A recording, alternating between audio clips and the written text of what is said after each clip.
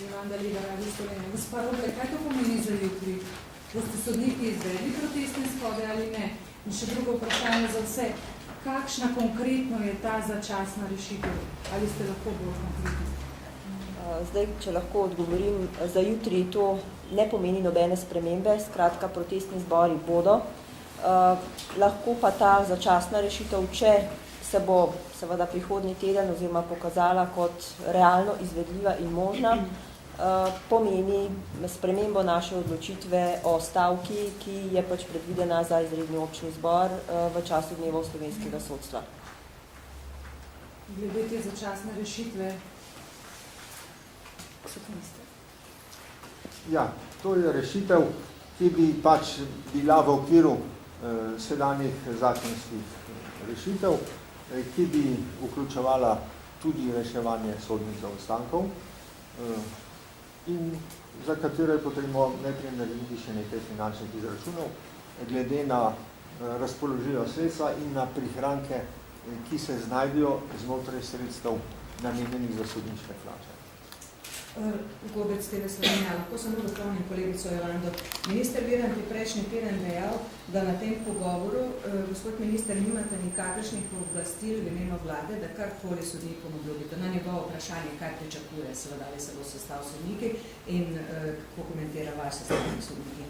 Torej, kaj lahko vi kot pravosodni minister kot to začasno rešitev ponudite? Ali je treba usklajevanje z ministrstvom za javno pravo? V okviru sedaj veljavne zakonske ureditve ne potrebujem nobenega pooblastila. Bomo pa ministra Viranta prijeli za dano besedo, ki je dal na pogajanjih s sodniki. Konkretno, glede katerega dela? O več zadevah je? O zagotavljanju sredstev za sodniške plače. Ampak, oprostite, jaz še vedno ne razumem. Kaj konkretno to pomeni? Boste ta denar, ki je zdaj namenjen nagrajevanju sodnikov po uspešnosti, razdelili med vse sodnike in tako poskušali popraviti plače. Mislim, jaz še vedno ne razumem, kakšna bi ta začasna rešitev bila. Lahko to kdo bolj konkretno pojasni? Seveda še ne moremo, kajti podrobnosti bomo lahko predstavili šele takrat, ko bodo izražene v nekem konkretnem pisnem predlogu. Danes smo samo govorili o raznih možnostih. Napovedal sem, da se ponovno dobimo 16. aprila. Do takrat bomo verjetno pripravili bolj natančna izhodišča, videli bomo tudi, koliko sredstev na razpolago, takrat bi moralo biti to bolj definirano. Lucija Dimnik, Dnevnik, lahko vi mogoče glede te rešitve začasne poveste, za kakšne rešitve bi to šlo lahko konkretno? Lahko povem samo toliko, da moramo najprej ugotoviti, kakšne so sploh finančne možnosti, ki trenutno obstajajo, da bi se morda kakorkoli lahko prerasporedila torej razpoložljiva sredstva, ki so na razpolago za sodstvo. Zdaj, kakšna konkretno seveda pa bo ta rešitev, je pa vse odvisno od ugotovitve, kakšen obseg sredstev je sploh na razpolago. Se je že rečeno, ne? 111. Ja, ne tisto, pač tisti konkretni del, ki dejansko je na razpolago od teh raznih prihrankov in kaj to dejansko sploh finančno pomeni. Ali govorimo tudi o teh 3 milijonih evrov, kateri govori minister Virant, da bi bili za nagrajevanje uspešnosti, vi ste že večkrat, če se prav spomnim, gospod Vestin, predlagali, da bi ta denar šel za redne plače, pa je rekel minister Virant ne. Ali se zdaj pogovarjate tudi o tej varianti? Tudi o tem, tudi to je eden izmed virov sredstev.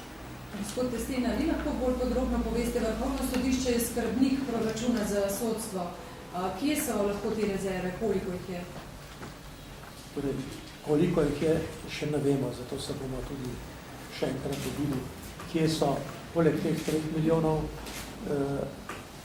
gre še za to, da smo v sodstvu, ko smo gledali, kakšen obseg dela moramo opraviti, sistemizirali precejšnje število dodatnih sodnikov in v pogovorih o usklajevanju je bilo rečeno, da bomo lahko kot plače izplačali vsa sredstva, do katerih imamo pravico, glede na število sistemiziranih sodnikov. Vsa mesta pa niso zasedena. In tukaj je neka rezerva, ki je še nismo ovrednotili, ne znamo ovrednotiti in smo danes pri pogovoru prišli do tega, da se verjetno pogovarjamo več kot samo o 3 milijonih, ki so posebej zagotovljena za projekt, in da bi mora biti ob nekem pametnem dogovoru, kako bi ta sredstva, v katerih imamo pravico po zakonu, izplačali sodnikom, da bi mogoče to bila nek začasen paliativ, ki bi vse pri plačah sodnikov pa vendarle že poznal. S tem, da bi jih seveda vezali na reševanje zaostankov ob neki predpostavki, da je pravzaprav zaostanki obremenjen pa celoten sodni sistem in da pravzaprav je to nahrbtnik, ki ga nosijo in pomagajo zmanjševati vsi sodniki v sistemu. A bi bilo to povezano s kakšnimi merili? O tem se pa še pogovarjamo. Zagotovo ne kar takole čez prst, ampak... Se pravi, ne sodniki, ampak ne vsi sodniki, ampak tisti, ki bi, ne vem, rešili to, pa to zaostanke. O tem se pa še pogovarjamo. Zanesljivo ne tisti sodniki, ki bodo imeli oceno, da ne izpolnjujejo pogojev za napredovanje.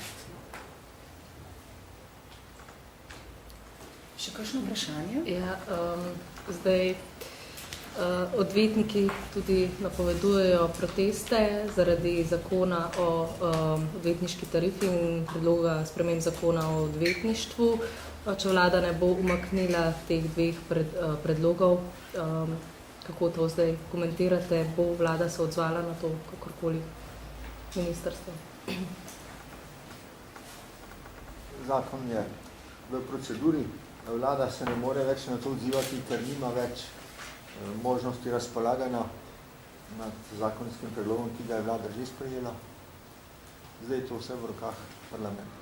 Hvala za gospod, da imam še vprašanje glede teh protestnih zborov, ki bodo jutri, če lahko pišete kje, na kak način, kako bo potekalo vse skupaj. Potekalo bo po posameznih sodiščih, zdaj po sedežih okrožnih sodišč, kjer so večja okrajna sodišča, tudi tam ponekod bodo, ker je v isti stavbi več sodišč, torej okrožno, više vrhovno, skupni protestni zbori vseh 3 sodišč. Potekali bodo v isti uri po celi državi, in sicer tako, da se najprej pribere izjava, ki bo odgovorila na vprašanje o namenu in razlogih, zakaj je do teh protestov prišlo, in potem še pismo, ki bo poslano vsem evropskim komisarjem in vsem pravosodnim ministrom držav članic Evropske unije. Sledila bo kratka razprava in potem sprejem sklepov oziroma ideje, kako, če se seveda nič ne bo premaknilo, kako z protesti oziroma na kakšen način nadaljevati prizadevanja za vendarle sistemsko ureditev plač sodnikov in seveda tudi siceršnjega položaja sodnikov v družbi. Lahko že zdaj napoveste, kako boste še zaoslovali? Težko, to je odvisno od jutrišnjih predlogov. Se pravi, ja. Kako se bo potekalo delo sodišč, bodo obravnave preklicane, prekinjene, kaj se bo zgodilo v 13. uri z delom, ki bo ta trenutek potekalo na sodišču? Obravnave preklicane ne bodo, lahko bodo prekinjene za pač tisti čas, ko bo protestni zbor trajal. Vemo, da torek ni uradni dan, da torej tistih strank, ki so sicer ob uradnih urah, ni na sodiščih. Do malinkostnega zastoja sicer lahko pride, vendar pa sodišča prekinejo tudi obravnavo takrat, ko so potrebe na strani strank, na strani sodnikov zaradi malice in tako bo tudi tokrat.